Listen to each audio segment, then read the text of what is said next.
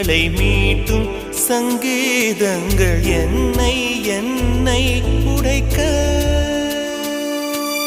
கண்களை திறந்து கொண்டு நான் கனவுகள் காணுகிறேன்.